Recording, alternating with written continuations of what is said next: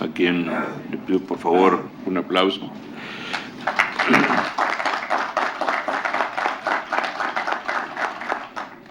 Paulina Sánchez, del SIDAC, en Proyecto Colectivo Justicia. Un aplauso, por favor. Ilaida Negrete, investigadora asociada de México Evalúa.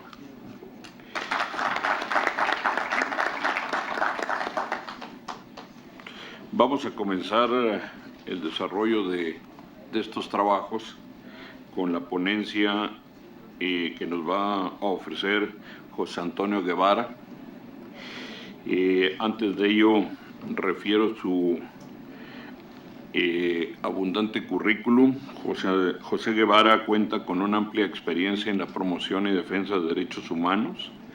Es doctor en Derecho con especialización en Derechos Fundamentales por la Universidad Carlos III de Madrid y cuenta con licenciatura en Derecho por la Universidad Iberoamericana.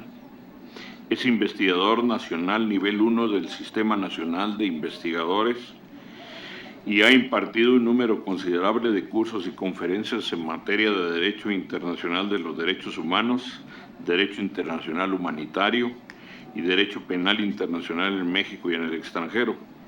Además, cuenta con un número considerable de publicaciones en esta materia.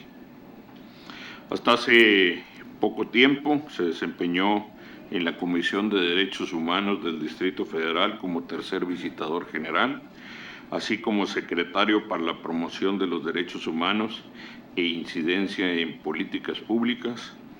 Ha fungido como titular de la Unidad para la Promoción y Defensa de los Derechos Humanos de la Secretaría de Gobernación, ministro responsable de Derechos Humanos en la Misión Permanente de México ante los organismos internacionales en Ginebra, Suiza, y director general adjunto de Derechos Humanos y Democracia de la Secretaría de Relaciones Exteriores. Fue coordinador del Programa de Derechos Humanos en la Universidad Iberoamericana y coordinador regional en América Latina y el Caribe de la Coalición para la Corte Penal Internacional, red que aglutina a más de 2,000 organizaciones de la sociedad civil en todo el mundo. En enero de 2014 fue nombrado director ejecutivo de la Comisión Mexicana de Defensa y Promoción de los Derechos Humanos, Asociación Civil. Le dejamos la palabra a nuestro amigo José Antonio Guevara. Muchísimas gracias por la presentación y muy buenos días a mis colegas de la mesa y a todo el público. Bueno, me han pedido los organizadores, a quienes agradezco mucho la invitación, que me refiera por unos breves minutos a los pendientes de la implementación de la reforma constitucional de derechos humanos. Ustedes saben que en el 2011 se aprobaron varias reformas, una de ellas la reforma constitucional de derechos humanos, en donde se modificaron los artículos primero, tercero, 11, 15, 18, 29, 33, 89, 97, 102 y 105. No vamos a entrar a los detalles de cada uno de los artículos reformados, pero la reforma se ha dicho, yo creo que por prácticamente toda la doctrina constitucional relevante del país, que ha sido la reforma más importante que se ha hecho a la Constitución en esta materia desde 1917, porque en primer lugar pues incorpora un concepto que generaba para algunos confusión, para otros no tanto, el concepto de derechos humanos en la Constitución, y se clarifica la noción de las garantías individuales como herramientas para asegurar que los derechos se puedan respetar o hacer respetar en México. Otro aspecto muy importante de la reforma al artículo primero es que se incorporan los tratados internacionales de derechos humanos como norma constitucional. se incorporan una serie de principios a la Constitución en donde se establecen obligaciones para todas las autoridades del país de promover, proteger, respetar y garantizar los derechos humanos, los reconocidos en la Constitución y obviamente en los tratados internacionales de los que México sea parte. Se incluyen también obligaciones específicas a todas las autoridades en el ámbito de sus competencias para prevenir, investigar, sancionar y reparar violaciones a derechos humanos. Otro aspecto muy relevante es que se incorpora el principio pro persona, lo cual implica que en caso de que haya dos o más normas sobre una misma materia, se deberá de aplicar aquella que favorezca más a la persona y se incorpora el principio de interpretación conforme, como debiera ser, como normalmente las constituciones modernas así lo establecen, que todas las normas tratarán de aplicarse e interpretarse de conformidad con la misma constitucional, con el objeto de buscar trastocar en la menor medida posible el orden constitucional, hacer interpretaciones armónicas. Este artículo primero, en mi opinión, es el artículo más importante de la reforma por todos estos principios que se incorporan. Del artículo primero hay algunos grandes pendientes a que me referiré después, en particular a la obligación que tienen las autoridades en el ámbito de sus competencias de prevenir, investigar, sancionar y reparar las violaciones a derechos humanos. Y eso va a ser el corazón de la presentación, pero me referiré más adelante a ellos. El artículo 15 establece una prohibición al Estado mexicano para poder celebrar tratados que trastoquen derechos humanos reconocidos en la Constitución o en otros tratados de los que México es parte. El artículo 18 incorpora los principios de derechos humanos en la ordenación o la estructura que rige el sistema penitenciario. Se modifica el artículo 97 para quitarle a la Suprema Corte de Justicia una facultad de investigación de violaciones graves y pasárselo a la CNDH en su artículo 102. En el artículo 102 constitucional se establecen algunas garantías para fortalecer la consulta y la participación ciudadana en la selección del Ombudsman Nacional. Bueno, en términos generales, la reforma también establece una serie de obligaciones al Poder Legislativo, obligaciones de legislar en ciertas materias. En el artículo primero se le ordena legislar en materia de reparaciones. Se le da un plazo de 1 año para aprobar esa legislación, lo cual sucede un tiempo después, pero finalmente el Congreso emite la Ley General de Víctimas como una norma reglamentaria del artículo primero y del artículo 20 constitucional en materia de derechos de las víctimas. También la reforma constitucional le ordena al Congreso legislar en materia del derecho de los refugiados, una norma que, por cierto, ya había sido previamente adoptada por el Congreso, entonces una norma transitoria que no tenía demasiado sentido.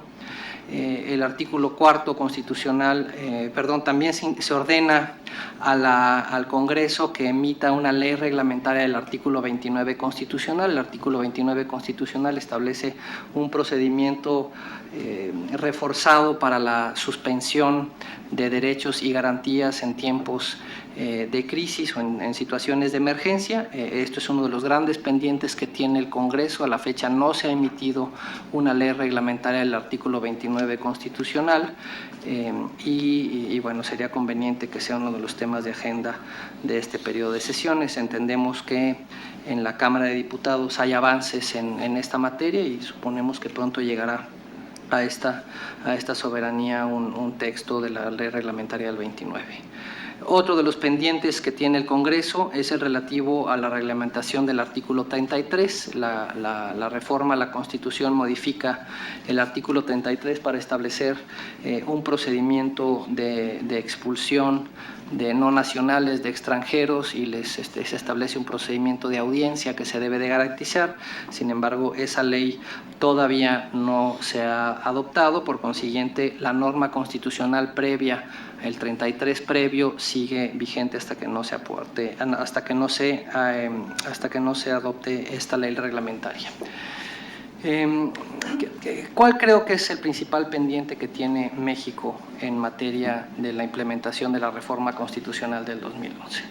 El principal pendiente, me parece, es que México, a pesar de esta importante reforma, no ha podido garantizar el derecho de las personas a que se prevengan violaciones graves de derechos humanos y una vez que se han cometido, que se investigue, procese y castigue a los responsables de haber cometido estas violaciones graves de derechos humanos. En las ponencias anteriores, de la mesa anterior, hemos podido observar las cifras tan alarmantes que existen en materia de impunidad por todos los delitos que se cometen en México. Sin embargo, yo creería que cuando se habla de la impunidad por los delitos relacionados con violaciones graves a derechos humanos, ese porcentaje es aún más alarmante. Les voy a compartir algunas cifras desordenadas porque la realidad del país en estas materias son desordenadas. Las cifras en materia de desapariciones, desapariciones forzadas, torturas, ejecuciones extrajudiciales y desplazamiento interno forzado de población son cifras que requieren ser trabajadas de una manera mucho más seria por parte de las autoridades del país para poder tener certeza de qué es el tamaño, cuál es el tamaño del desafío que enfrentamos en materia de combate a la impunidad de violaciones graves de derechos humanos. Empiezo con la desaparición forzada de personas, o la desaparición de personas. El Grupo de Trabajo sobre Desaparición Forzada de Personas de Naciones Unidas, en su visita en 2011, señaló que en México había recogido en esa visita 238 casos sobre desapariciones que no se habían resuelto hasta 2011. Además, se refirió a que tenía información de más de 3,000 casos en los que no estaba comprobada la responsabilidad de funcionarios públicos en la desaparición de personas y, sin embargo, aclaró el grupo de trabajo que por la ausencia de investigaciones imparciales e independientes no se podía descartar la posibilidad de que hubiera participación de servidores públicos. Esto es muy importante señalar porque hay algunas entidades del Estado que dicen que no se puede señalar que en México hay desapariciones ni desapariciones forzadas hasta que no haya investigaciones fidedignas que arrojen resultados. Por consiguiente, las mismas cifras que ofrece la Secretaría de Gobernación en su Registro Nacional de Personas Desaparecidas o Extraviadas, que habla de 22,322 personas, es un dato que no puede ser utilizado tal como se presenta. Lo que es aquí muy importante señalar es que el Comité de Desaparición Forzada de Personas acaba de calificar el fenómeno de las desapariciones en México como una práctica generalizada, lo cual es un concepto legal que es muy importante señalar, que lo que implica es que lo que está calificando de la práctica de desapariciones en México es que se trata de crímenes de lesa humanidad por la dimensión del problema. El Estado mexicano no puede alegar su propia incompetencia para descalificar la calificación que hizo el grupo de trabajo, y me explico. La Secretaría de Gobernación y el Estado mexicano presentaron una cifra de 22,322 personas desaparecidas. En esa base de datos de la Secretaría de Gobernación se señala que en 22 de los 32 estados se han cometido desapariciones forzadas de personas. No podemos decir que no se trata de una gran parte del territorio en donde sucede esta práctica. Además, el Estado mexicano señala que estas 22,322 casos de personas que no están localizadas, extraviadas, y utiliza un montón de conceptos para referirse a la desaparición, se construye a partir de denuncias penales que se presentan en las procuradurías locales y después se le hacen del conocimiento al centro que hace números en la Procuraduría General de la República o en la Secretaría de Gobernación, y de ahí sacan esta grandiosa cifra de 22,322 personas, de las cuales suponemos entonces que hay investigaciones. Sin embargo, cuando se les pregunta cuántas sentencias ha habido de estas 22.322 personas, ofrecen un número inicial de 6 sentencias. Sin embargo, las 6 sentencias se refieren a casos anteriores a diciembre de 2006 y esta base de datos empieza a construirse con personas desaparecidas a partir de diciembre de 2006. Por consiguiente, no es capaz, el Estado mexicano no fue capaz de explicar qué es lo que está pasando en el país y el mismo Estado ofrece una cifra de 22,000 personas o de más de 22,000 personas que están desaparecidas. Por consiguiente, la responsabilidad del Estado mexicano implica que se deben establecer medidas, en mi opinión, extraordinarias para la investigación, procesamiento y castigo de las personas que han cometido estas desapariciones, independientemente de las obligaciones de búsqueda y de localización de las personas desaparecidas. La Comisión Nacional de Derechos Humanos también ha ofrecido cifras parecidas, ha emitido recomendaciones de desaparición forzada de personas, en donde implica que hay autoridades federales involucradas y en ninguna de estas recomendaciones se cuenta con información de personas sentenciadas por los delitos cometidos en esta época. Nada más para también abonar más en la confusión, la CNDH ha emitido de 10 recomendaciones por desapariciones forzadas cometidas entre 2006 y 2012. La Procuraduría General de la República dice tener 100 averiguaciones previas abiertas por desaparición forzada de personas por este periodo de 2006 a 2012 y la PGR ha informado que solamente ha consignado a 4 personas por el delito de desaparición forzada por los delitos cometidos entre 2006 y 2012. En materia de tortura tenemos una problemática muy parecida. No existen cifras oficiales ni ciertas del número de personas torturadas en México. Ese es un gran debate que hemos tenido desde hace muchos años en el país. El año pasado, el relator de Naciones Unidas, Juan Méndez, hizo una visita a México, el relator sobre la cuestión de la tortura, y calificó por la información recibida en su visita a varios estados de la República que la tortura es una práctica generalizada en el país, lo cual nos lleva a la misma calificación jurídica de los hechos. El Estado mexicano, las autoridades del país también se sorprendieron de la calificación.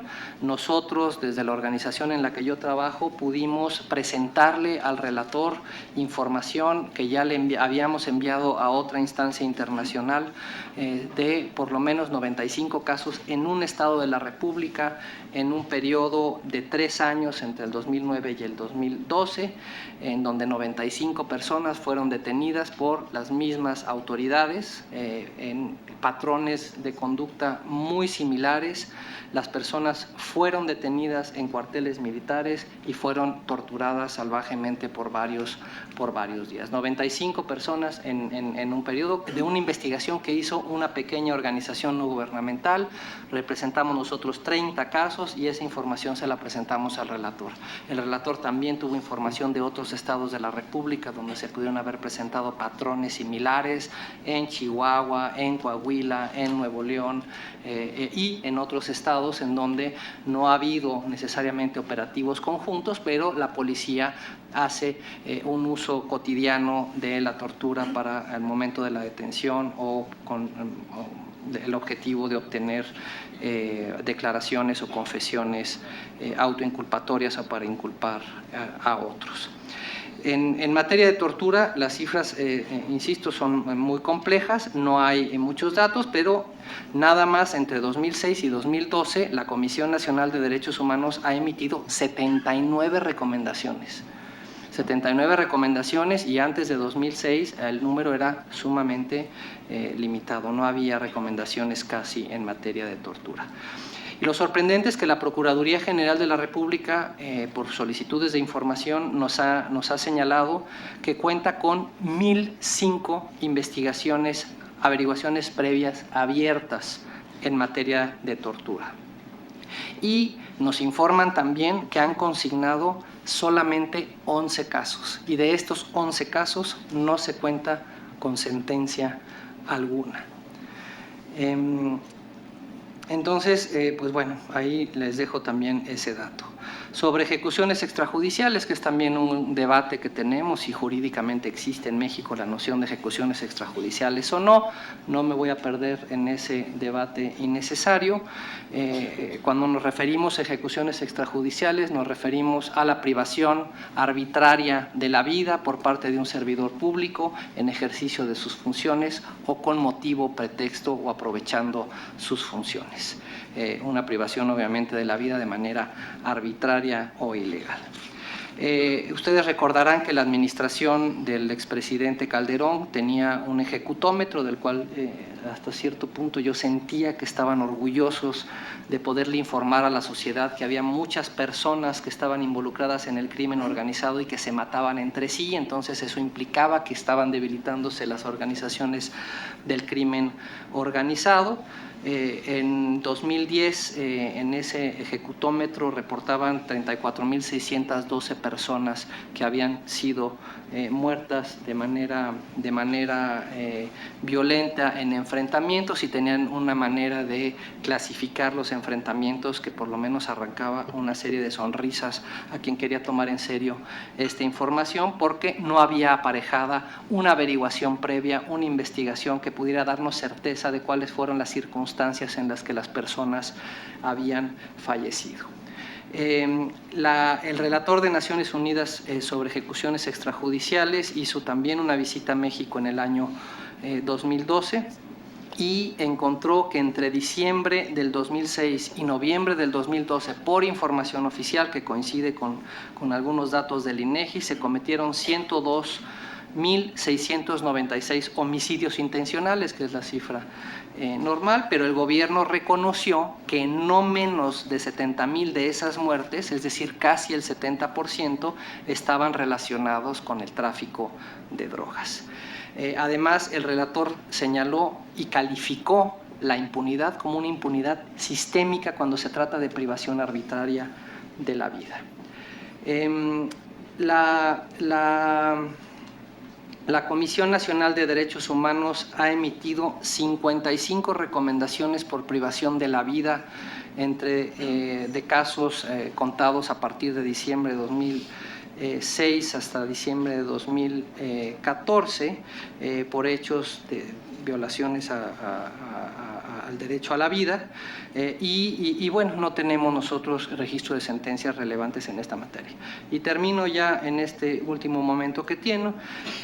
El desplazamiento interno forzado es una figura que no está contemplada en ningún tipo penal, en otros países sí se considera delito. El Estatuto de Roma que crea la Corte Penal Internacional contempla el desplazamiento forzado de población como un delito que puede configurar crimen de lesa humanidad.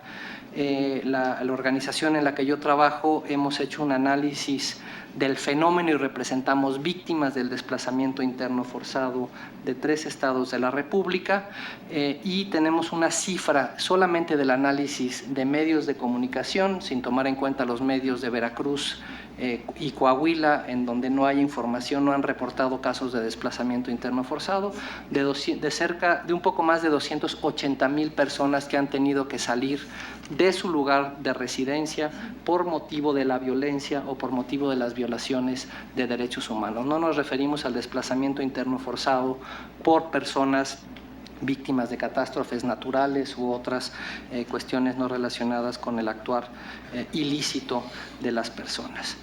Aquí no hay cifras oficiales, el Estado mexicano no ha querido reconocer absolutamente nada de este fenómeno y bueno, ¿cuáles serían los pendientes en esta materia? Pues que el Congreso legisle en materia de desplazamiento interno forzado para establecer qué instituciones serán las indicadas para darles atención y garantizarles sus derechos, además que se tipifique el delito con miras a tratar de evitar que este fenómeno se siga cometiendo. Y muchas gracias, la dejo aquí para seguir con la discusión. Muy amable.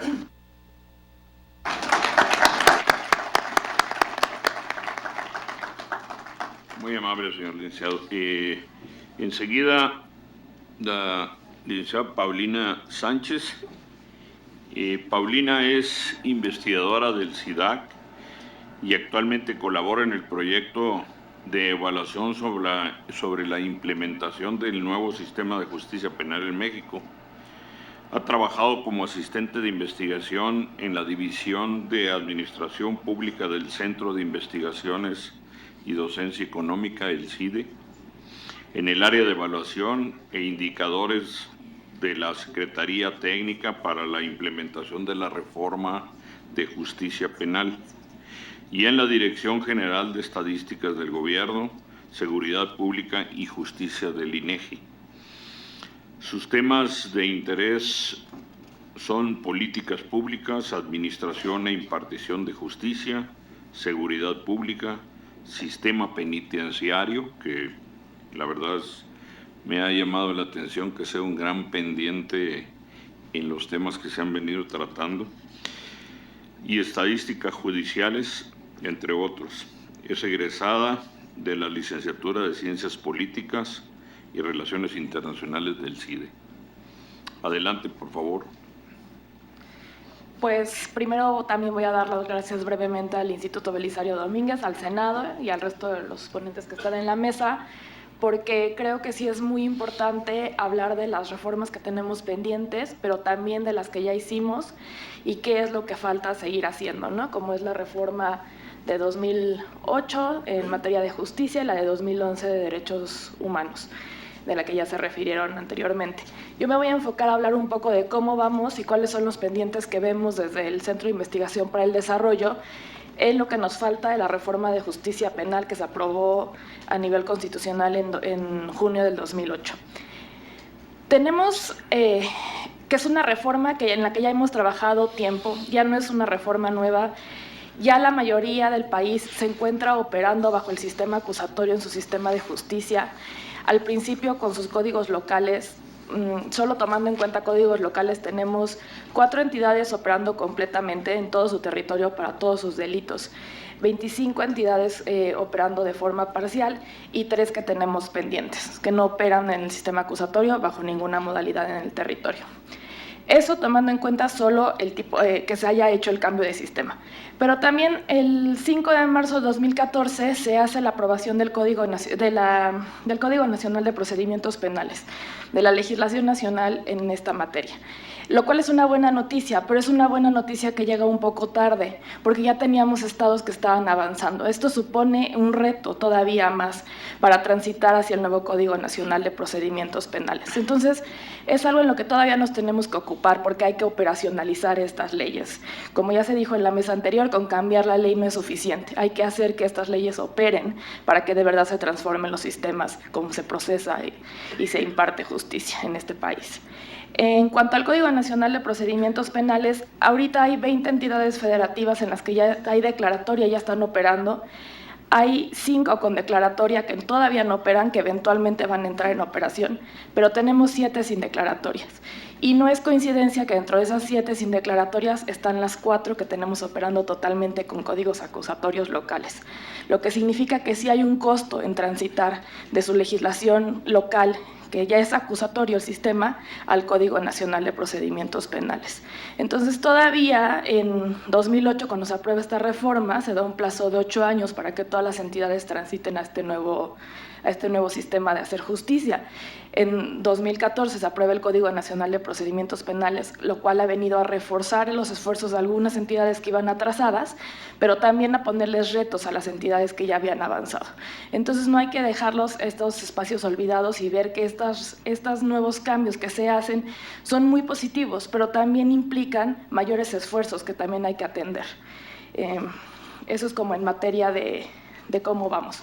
Para esto se hacen estrategias de implementación y la implementación hay una tendencia a la homologación en parte apoyada por la aprobación del Código Nacional que ordena la forma en cómo se van a procesar los delitos en materia penal en todo el país y deja atrás los 32 distintos tipos que se podían hacer, ¿no?, bajo los códigos locales.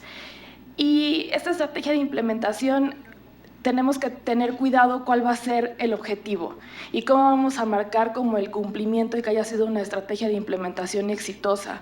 Lo podemos hacer solo viendo que estén operando, palomeando y viendo las entradas en vigor y que se cumplan con los tiempos establecidos en los transitorios, pero también lo podemos ver desde un estándar de calidad que creemos es el que debe regir.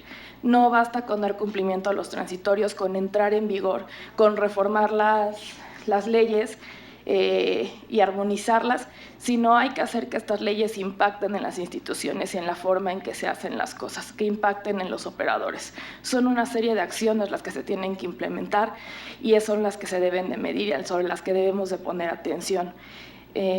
Pues no solo creemos que el cumplimiento sea lo que deba de regir y lo que se deba de tomar como una tarea cumplida y que se cumplió con el espíritu de la ley que se legisló, ¿no? Que se hizo en el legislativo. Dentro de los pendientes, que es el tema de esta mesa, pues definitivamente la armonización legislativa es impostergable. Eventualmente se van a cambiar las leyes, se van a tener que cambiar y se van a tener que armonizar. Ahora entra dentro de esta esfera, pues que tenemos leyes nacionales, lo cual ayuda mucho, pero también ahí incluso tenemos retrasos, ¿no? Hay 2 leyes nacionales muy importantes que siguen pendientes, que es la Ley de Justicia para Adolescentes y también la Ley Nacional de Ejecución de Sanciones. Ejecución de sanciones definitivamente es un tema que tenemos pendiente, que tiene que ver, es parte fundamental de la forma en cómo se imparte justicia en el país y que está íntimamente ligada al tema de seguridad, como se dijo en una de las conclusiones de la mesa anterior. Si no entendemos la parte de ejecución de sanciones y de cómo se ejecutan las penas que se dictan en una sentencia, como un factor de éxito para combatir el crimen o la delincuencia, entonces no estamos cerrando ese círculo que se puede hacer como virtuoso en cuestiones de seguridad y justicia y lo podemos estar convirtiendo en un círculo vicioso. Y también en este aspecto es muy importante notar que la legislación nacional, así como puede ser muy bueno y puede ser un incentivo para que las entidades homogeneen y entren a dinámicas positivas, también puede ser un problema, ¿no? Porque lo que se legisla nacional puede poner retrocesos a buenas prácticas que ya hay locales. Y aquí yo no voy a ahondar más, pero tenemos todo este paquete de reformas que se están discutiendo, que están modificando incluso el Código Nacional de Procedimientos Penales, que incluso se ha llamado, si se está en un debate sobre si es una contrarreforma o no es una contrarreforma. Creo que lo que hay que tener como muy en cuenta es que estas leyes nacionales tienen esa posibilidad, ¿no? Tanto de impactar positivamente como de impactar negativamente.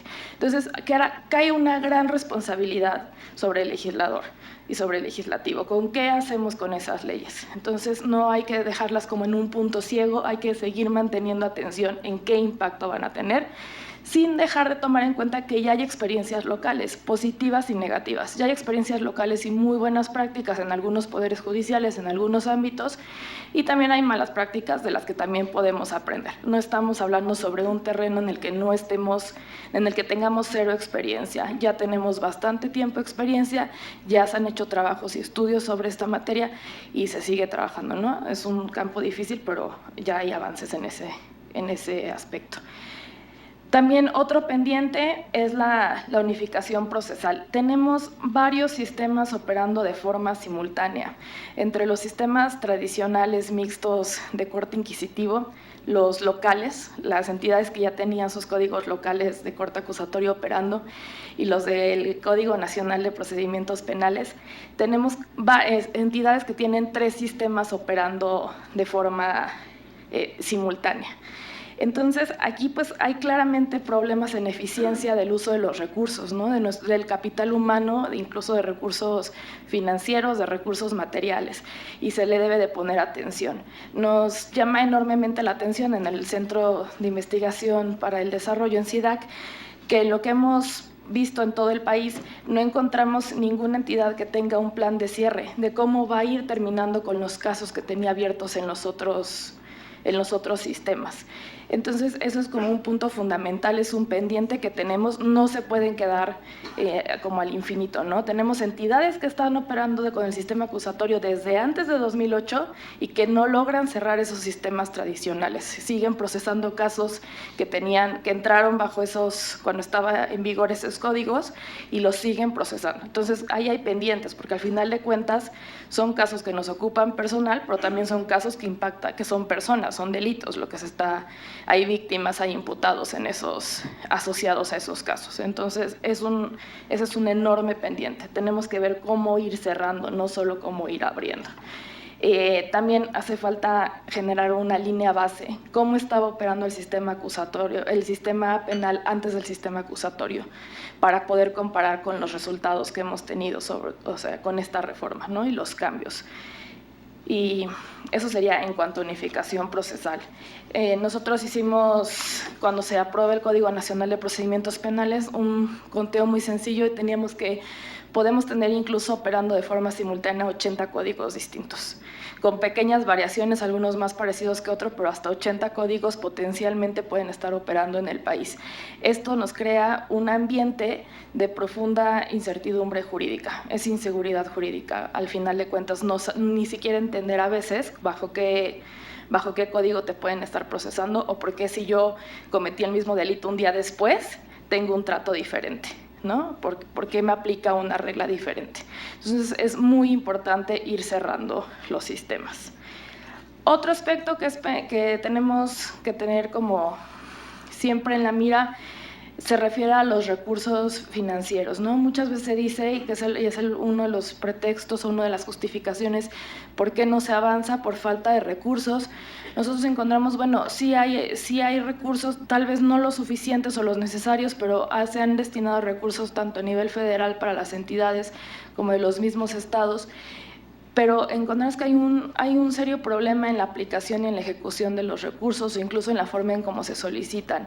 Y esto está ligado a la estrategia de implementación nuevamente. Hay que tener una planeación muy clara de cuáles son nuestros objetivos al final y cómo vamos a ir transitando para saber cómo vamos a ir poniendo los recursos. Eso sería también básico. Cada vez hay menos tiempo, estamos a 1 año, 4 meses, unos días más de que se cumple el plazo del que está en la Constitución, en el transitorio, y tenemos estos problemas, ¿no? Entonces, conforme se acerca más el tiempo y va a haber mayor demanda ciudadana también, hay que ser mucho más efectivos en el uso de nuestros recursos y, por lo tanto, en la forma en que estamos implementando, en la estrategia, en la planeación y en la ejecución de las acciones. Ahora, esto es tomando en cuenta la fecha límite de 8 de junio del 2016, del 18 de junio. Pero, ¿qué pasa un día después? Un día después no terminó este proceso, incluso yo creo que apenas estaremos comenzando e iniciamos, como en toda política pública, un proceso de mejora continua del que no podemos escapar ni dejar de hablar. Y también hay que ver qué vamos a hacer después para ayudar a madurar estos sistemas y ayudar a terminar con los pendientes. Se tiene que seguir haciendo ejercicios de evaluación y de seguimiento de cómo están operando, de cómo las instituciones han transitado con estos nuevos códigos, que tienen que ser integrales, tienen que ser en todas las etapas, desde la parte de seguridad pública y el momento en el que se comete el delito hasta la ejecución de las sentencias. Tiene que tener a todos los actores. Hay instituciones que siguen rezagadas, como son las secretarias de Seguridad Pública, las defensorías. Hay nuevas figuras como el asesor de víctimas que se tienen que incorporar a estas evaluaciones y tienen que volver a entrar en el panorama y en nuestra lógica de implementación. Y tienen que ser todas las etapas, ¿no? Nuevamente, la investigación es una básica. Si queremos terminar con esos incentivos a la tortura y a formas extrajudiciales para obtener un resultado y para obtener una sentencia, tenemos que fortalecer las capacidades de investigación y tenemos que saber cómo son las capacidades de investigación en nuestros operadores. Tenemos que ver todos los operadores, desde policías, desde ministerios públicos, defensores, asesores de víctima, mediadores. Hay que evaluar sus capacidades. Y en esta lógica de mejora continua, nosotros ponemos el foco en 2 aspectos básicos. El primero es la capacitación. Se han hecho avances para unificar los programas de capacitación, pero tenemos que ver cómo esos programas impactan en las competencias de los operadores. Eso es fundamental. Otro punto, y que yo creo que no es la solución, pero sí sería una muy buena herramienta para lo que se mencionaba en la mesa anterior sobre cómo combatir corrupción, es hay que hacer e implementar servicios profesionales eficientes dentro de las instituciones de seguridad y justicia. ¿Cómo podemos ayudar a blindar un poco malas prácticas de secretarios que hacen malas sentencias o favorecen con sentencias? ¿O cómo podemos evitar que policías que tienen procedimientos que están fuera de la ley para obtener una declaración no sigan funcionando en el sistema? Hay que profesionalizar, hay que hacer servicios profesionales, servicios civiles de carrera dentro de estas instituciones. Ese es un gran pendiente con un gran potencial. Y hay que poner a todos los actores. Policías sigue siendo un tema pendiente en el que hay que crear capacidades. Y el otro punto es la reorganización. Definitivamente, un riesgo que vemos es un sistema que obliga a un cambio profundo y vemos el riesgo de que si no lo atendemos así, no lo entendemos así, podemos tener viejas prácticas con nuevos nombres, que al final de cuentas no es el espíritu de esta reforma y habrá sido un desperdicio todo el tiempo y todos los recursos que le hemos invertido. A 2016 hay dos riesgos: o no llegamos y no cumplimos, o entonces podemos estar simulando, ¿no? Pero ante los dos hay que ser muy ciertos en qué situación vamos a estar y qué es lo que de verdad se quería lograr con la reforma constitucional, ¿no? Entonces, esos son los dos riesgos que advertimos en SIDAC al 2016, y creo que sí tenemos muchos pendientes que hay que tratar, muchos pendientes que caen en la arena del legislativo, que es muy importante que tengan en cuenta y que es como fundamental discutir y tener en el ojo. Y con esto yo terminaría. Muy bien.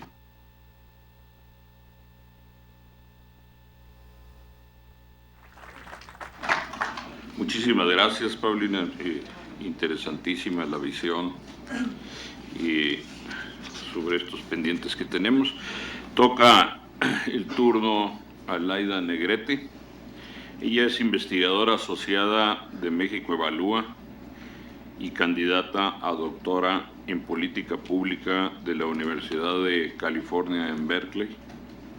En los últimos 14 años se ha dedicado a estudiar el sistema de justicia y seguridad pública en México y a comunicar las deficiencias de los mismos. En el 2012 fue nominada para el US State Secretary International Women of Courts Award.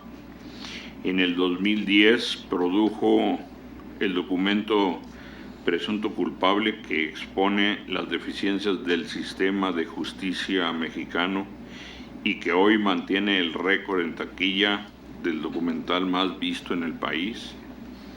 Fue investigador en el CIDE, donde participó en la fundación del Departamento de Estudios Jurídicos y de la licenciatura en Derecho que dirigió. Sus experiencias profesionales previas al interior del sistema de justicia, primero como secretaria de juzgado y luego como parte del equipo de asesores de un ministro de la Suprema Corte de Justicia de la Nación, han nutrido su investigación. Tiene maestrías en Derecho y en Política Pública por la Universidad de California en Berkeley y una licenciatura en Derecho por el ITAM. Adelante, por favor, Laida. Muchas gracias, me siento muy afortunada de estar aquí hoy. Agradezco al Instituto Belisario Domínguez, al Senado mexicano, por permitirnos este espacio a miembros de la sociedad civil. Ahora, estoy trabajando en México Evalúa, es una organización de la sociedad civil que se dedica a analizar problemas sustantivos en México. Nos dedicamos a estudiar corrupción, violencia y justicia. Yo creo que los tres grandes temas hoy en agenda nacional. Y lo hacemos con una aproximación con evidencia, es decir, queremos recabar datos y hacer propuestas que estén basadas en evidencia y no nada más en una corazonada o en una opinión. Y es como el tipo de trabajo que me ha gustado hacer desde siempre. Empecé en el CIDE haciendo investigación empírica, haciendo encuestas a población en reclusión, y después me salté al cine con un equipo muy apasionado para poder comunicar esos hallazgos con historias, la historia de Presunto Culpable, la historia de Toño, cómo transita un inocente el sistema kafkiano de justicia. Y yo creo que esas historias también ayudaron a inspirar y a nutrir los cambios que hoy estamos discutiendo. ¿Cuáles son los retos? Creo que lo voy a dividir mi presentación en lo que sería la postura de México Evalúa, y después voy a hacer una opinión personal de cuál sería el reto de la reforma de la justicia penal en México. Para México Evalúa, y en el proyecto en el que estoy ahora, la pregunta es, ¿vamos a cambiar o no vamos a cambiar? Si ya cambiamos la Constitución, ya hicimos un Código Nacional de Procedimientos Penales, y la pregunta es, ¿vamos a haber invertido este esfuerzo legislativo y un montón de recursos presupuestales para seguir igual o no? Y creemos que la forma de contestar esto es con datos, pero además con la visión de los usuarios y de los ciudadanos. Es decir, si no transformamos la experiencia de usuarios de la justicia penal en México, no habremos cambiado. O sea, se puede ver mejor, se puede ver una infraestructura, una sala de audiencias más digna, pero si no cambia en la percepción de acusados y de víctimas, pero también del ciudadano común que entra en contacto o podría entrar en contacto con el sistema de justicia penal, si no cambia la expectativa y la experiencia, no habremos cambiado. Entonces, estamos generando un sistema de indicadores que tienen como corazón la experiencia de los usuarios. Y en esta ambición de medir la experiencia de los usuarios, nos dimos cuenta que un gran hueco está en cómo medir la experiencia de personas que fueron acusadas y procesadas. Y así como sucedió en Presunto Culpable, y que pudimos ver como la experiencia del día a día de lo que estaba sucediendo en el juicio con Toño, ¿cómo sería para el agregado a nivel nacional? Y afortunadamente encontramos un lugar, y afortunadamente además fue aquí en el Senado mexicano donde estamos trabajando esta idea. Existe en este periodo, se está discutiendo la ley de ejecución penal, y existe un artículo que es el artículo 35 y el artículo 33 de la ley, que hablan del Sistema Nacional de Información Penitenciaria. Y ahí nosotros propusimos a los senadores de la Comisión de Justicia que metiéramos una encuesta nacional a población en reclusión. Es decir, que el INEGI, y además que fuera el INEGI con esa credibilidad que tiene, que puede entrar a todos y cada uno de los centros penitenciarios y cárceles ceferesos para poder encuestar a los usuarios, a las personas ahí detenidas, privadas de la libertad, y les pregunten cómo fue su experiencia.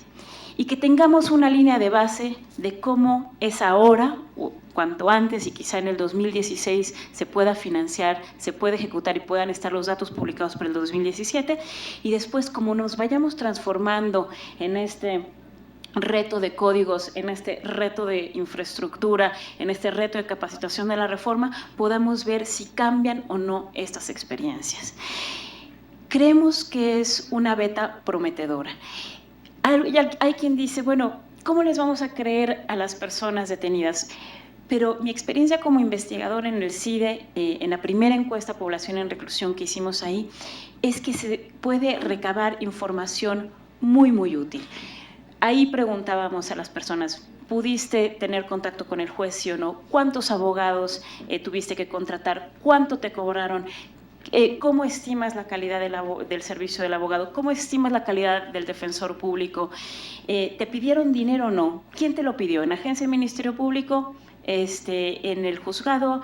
¿En el centro de reclusión? Entonces, podíamos ver, cuando menos, no para decir a ciencia cierta, esta es la tasa de corrupción en la agencia del Ministerio Público, pero podíamos ver, por ejemplo, diferencias, que era mucho más probable que se les pidiera dinero por el policía preventivo y por el policía judicial que por el Ministerio Público o el juez. Entonces sabíamos dónde están los focos rojos de la corrupción en el entramado judicial. Podíamos ver también quién es la autoridad más propensa a a maltratar o a torturar, por ejemplo, ¿no? Entonces, hay diferencias claras y los internos te contestan de una forma muy diferenciada. Y cuando uno les pregunta también, ¿te percibes inocente?, no todos dicen que sí. Entonces, creo que esta es una forma de empezar a evaluar tendencias. Si ahorita me dijeron que esta era la incidencia de tortura y podríamos ya más adelante como consensar cuál sería la metodología para encuestar sobre tortura a una población muy amplia y ir viendo si van cambiando a lo largo del tiempo y si hay diferencias entre los estados y darnos una idea si estamos cambiando o no estamos cambiando. En una encuesta que realicé hace apenas un par de años, solamente en el Estado de México y en el DF, la hicimos con abogados con cámara, Roberto Hernández y yo, y comparábamos el Estado de México, que ya había transformado parte de su sistema de justicia penal, con el Distrito Federal. Y una de las preguntas que sí observó mucho, que tuvo mucho cambio, fue, les preguntábamos a los condenados, a todos los condenados, ¿entendiste por qué te condenaron? Y antes de la reforma en el Estado de México, solo 13% decía que sí había entendido por qué lo habían condenado.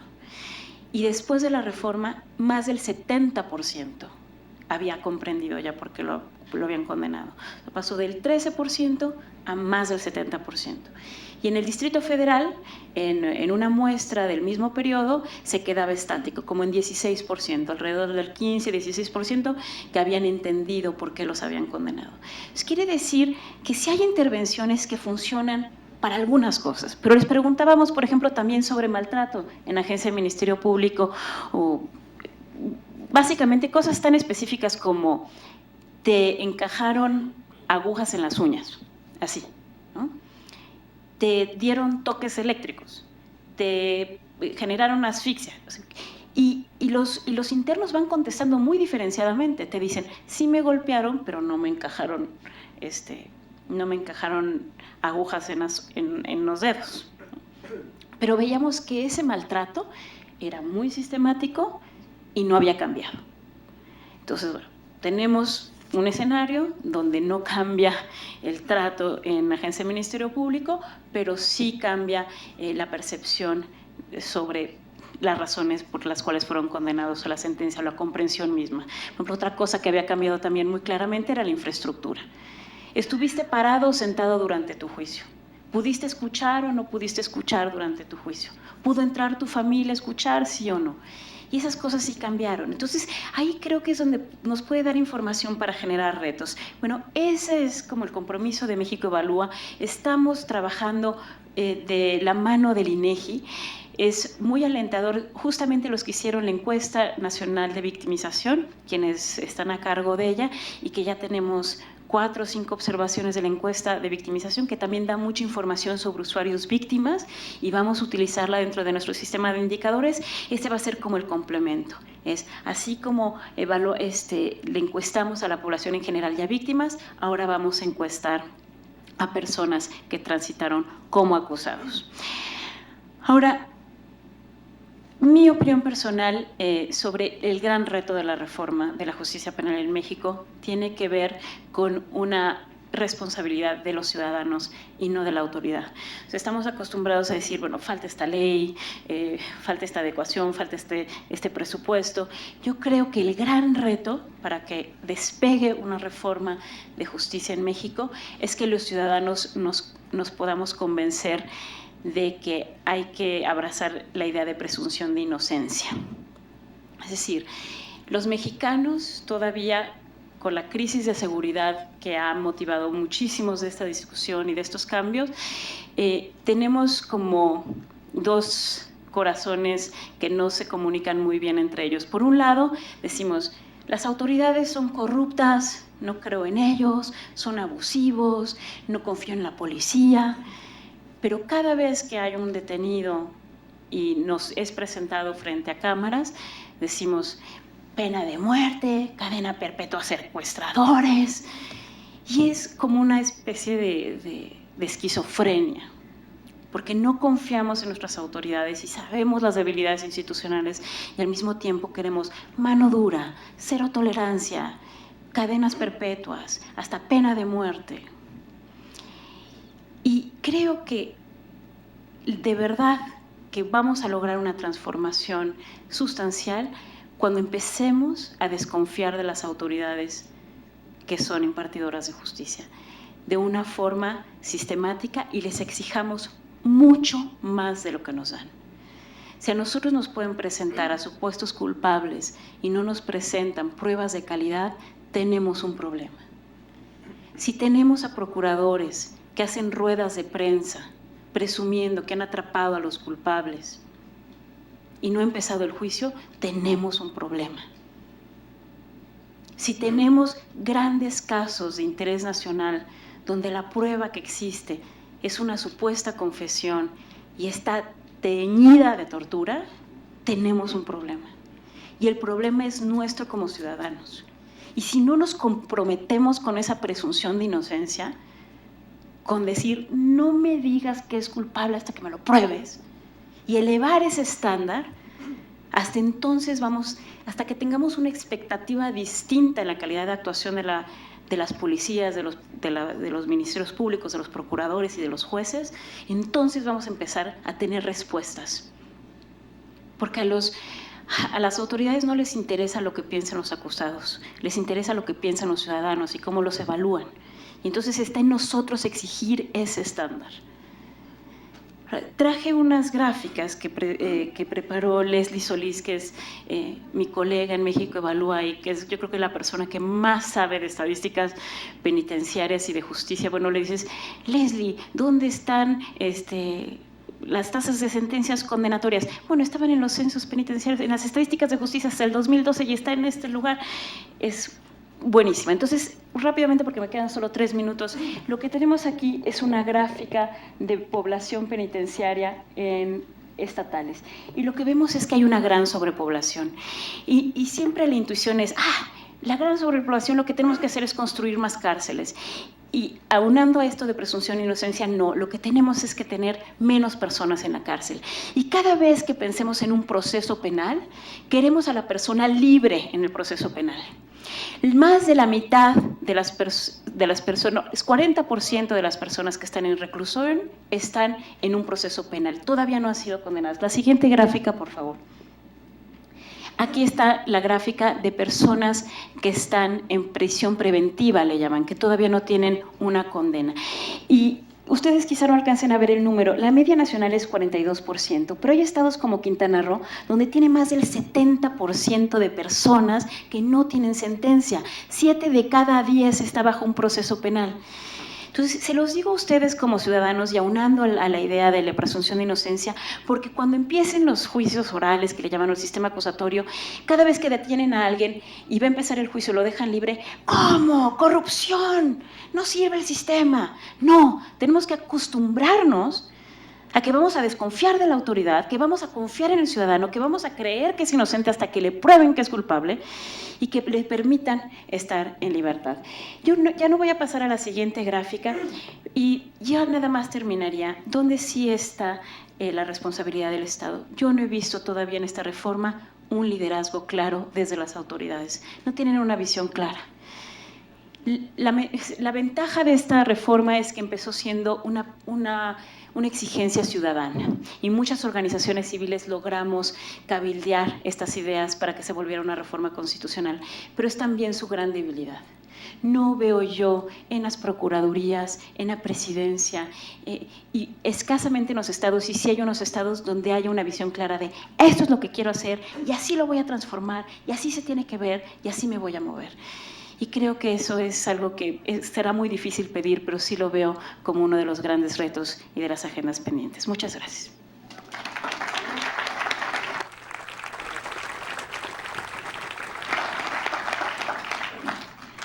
Muchísimas gracias, Laida. Verdaderamente las 3 ponencias apasionantes por el tema humano, más que nada, frente a los retos que tenemos en materia de justicia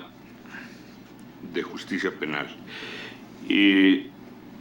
Yo voy a pedirles a los tres expositores, dado que la versión de cada uno y la visión de cada uno de ellos es concreta y específica, los pendientes, la presunción de inocencia, la defensa y el proceso penal frente al proceso penal, que nos pudieran orientar sobre tres preguntas básicas de lo que nos está pasando o de lo que estamos viviendo actualmente y que enriquezca este seminario.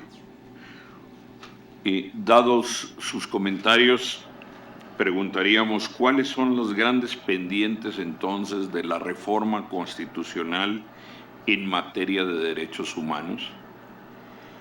¿Cuáles son los grandes pendientes de la reforma en el sistema de justicia penal? ¿Y cuáles serían los principales retos que enfrenta la implementación del nuevo sistema acusatorio a la luz de los derechos humanos? Quien quiera iniciar con sus comentarios, tenemos 5 minutos. Adelante, adelante. Pues si quieren yo retomaría una de las últimas cosas que dijimos, que mencioné, creo que hay que asumir que esta transformación apenas comienza y que quedan muchos pendientes y muchos aspectos que atender, desde diferentes puntos de vista, ¿no? Desde los usuarios, desde las víctimas, desde los imputados, desde la ciudadanía en general, ver si de verdad se ha recuperado la confianza en las instituciones. También ahí es una forma en que vamos a ver si esta reforma ha impactado, ¿no? Si ha generado mayor confianza. Como también mencionaban en la ENVIP, en la Encuesta Nacional de Victimización, se menciona que uno de los aspectos por los que las personas no denuncian un delito es porque no confían en las autoridades, porque no ven que esto sea un trámite útil. Ahí tendríamos que ver si esta reforma ha sido exitosa. Ha aumentado la denuncia, las personas realmente sienten que sirve de algo llegar y poner una denuncia, que van a obtener una respuesta que es favorable desde sus instituciones. Entonces, tenemos que cambiar también, como mencionaba Laida, la lógica desde la ciudadanía. También tenemos que cambiar la lógica como medimos, como entendemos la impunidad. Ese es uno de los grandes pendientes que quedan, ¿no? También medir y dar seguimiento, y ahí va también este cambio en la lógica de las cifras. ¿Cómo entendemos las cifras? En la medición es importantísimo ver a los usuarios, es importante ver el impacto en la ciudadanía, y la percepción es también muy importante ver cómo se gestionan las cargas de trabajo dentro de las instituciones para ver que esto realmente esté pasando y que se esté cambiando la forma en cómo se está trabajando y no solo se haya hecho un cambio de nombre, un cambio en los formalismos, sino que realmente se esté operando desde una forma distinta para obtener resultados distintos. Y yo diría que esos son los grandes pendientes: seguir evaluando, seguir dando seguimiento desde diferentes ámbitos y entender que apenas vamos a empezar este proceso de transformación del sistema de justicia. Es algo complejo que nos va a tomar mucho tiempo madurar y seguir mejorando. Muy amable, muchas gracias. ¿Alguna otra intervención? Sí, por favor. Pues yo, brevemente, yo creo que uno de los grandes retos sería hacer un verdadero diagnóstico objetivo sobre la dimensión de la problemática de estos 4 tipos de delitos: violaciones graves de derechos humanos, la tortura, la desaparición, las ejecuciones y el desplazamiento interno forzado. Y creo que la única manera en la que ese diagnóstico puede ser confiable es cuando haya confianza y las víctimas se acerquen a expresar qué les pasó.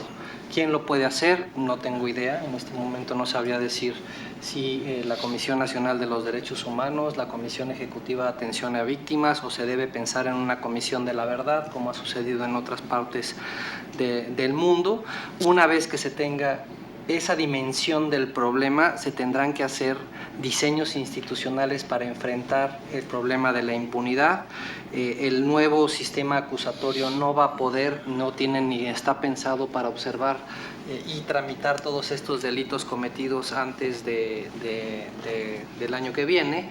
Entonces se tendrán que pensar en el diseño de estructuras especializadas en la Procuraduría, de tribunales especializados como se ha hecho en otros países, pensar en reformar la Constitución. Como sabemos, hay un proceso ahorita abierto para buscar la federalización bajo ciertos supuestos de estas violaciones graves, y contar además con mecanismos internacionales, en mi opinión, que son necesarios para enseñarle a México cómo hacer investigaciones complejas, investigaciones de la naturaleza que ya se calificaron como crímenes de lesa humanidad, pensar en experiencias y buenas prácticas como por ejemplo en Guatemala la Comisión Internacional para combatir la impunidad, que le ayudó al país a buscar las maneras de romper con las cadenas de la impunidad, o pensar en pedirle a la Corte Penal Internacional que fortalezca la complementariedad positiva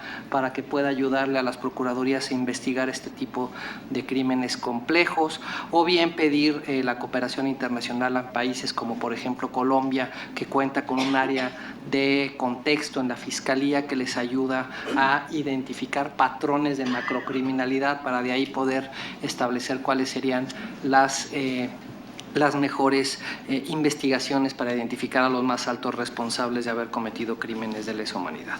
Eso me parece que serían algunas ideas que podrían identificarse como retos en el marco del nuevo sistema acusatorio. Para mí, muy claramente, el gran reto está en agencias de Ministerio Público y la forma en que se genera investigación, o si se va a mantener la posibilidad de que sigan investigando las policías, cualquier cuerpo policial, entonces también sería ahí. Y eso es parte de la reforma que sí se conecta más a una agenda de seguridad pública. Ahorita hay una modificación al Código de Procedimientos Penales que está a discusión en la Cámara de Diputados, que la redacción parece quitarle la facultad a policías de hacer investigación, inclusive la preventiva. Eso nos parece muy delicado y varias organizaciones estamos muy presentes en la discusión de esa reforma para que eso no suceda. Creemos que lo que falta en México es esa capacidad de investigación y de delitos de todo tipo, pero especialmente los delitos violentos, los delitos complejos. Y lamentablemente, siendo las instituciones de justicia muy pobladas por abogados, somos como más propensos a enamorarnos de las partes de los códigos, ¿no? Y entonces, reforma del sistema acusatorio, juicios orales para un público más amplio, y cómo vamos a transformar el Código de Procedimientos Penales, y una gran discusión sobre los códigos, y una gran discusión sobre las audiencias, pero si solo van a llegar 5% de los casos a juicio, pero eso en cualquier sistema. Y entonces hay una discusión mucho más débil y mucho más frágil en todo lo que es cómo vamos a transformar la experiencia de la víctima, como dice Paulina, desde el momento en que llega, espera, y cómo la atienden y cómo se administran los casos para dar prioridad a delitos violentos, pero también atendiendo delitos que podrían no ser violentos, pero que podrían ameritar estrategias preventivas, por ejemplo. Sí he visto algunos logros, y esa es una reforma que no tiene que ver con leyes, ni con reglamentos, ni con ley orgánica, es una reforma muy gerencial. Y sí he visto algunos casos alentadores. Uno de ellos fue con el procurador de Baja California, el ex procurador en Mexicali, una cosa maravillosa, y lo veía uno cambiando los procesos en el momento, diciendo, a ver, esta persona se dedica a hablarle a todas las víctimas que vinieron a denunciar durante la mañana, y yo la veía, y a la operadora, a ver, con su lista, señorita, ¿cómo la trataron? ¿Cuánto esperó?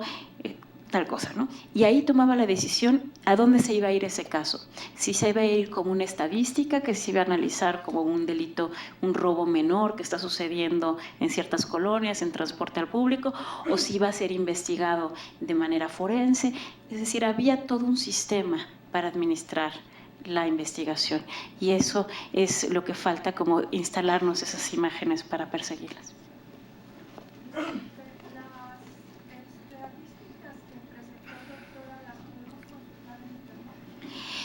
Sí, en cuanto acabe la conferencia, las podemos tuitear. Son ¿cómo se llama? Del órgano, ¿cómo le llaman? CETEC, ¿eh? Del órgano desconcentrado del sistema penitenciario. Entonces salieron en diciembre del 2014, casi no, pues, están muy fresquecitas, las procesó Leslie Solís y con gusto las voy a tuitear. Estoy en @LaidaNegrete y @MEXEvalúa. Pues muchísimas gracias. Les vamos a despedir con un aplauso a nuestros expositores y les vamos a entregar su reconocimiento por esta participación. Muchísimas gracias. Es así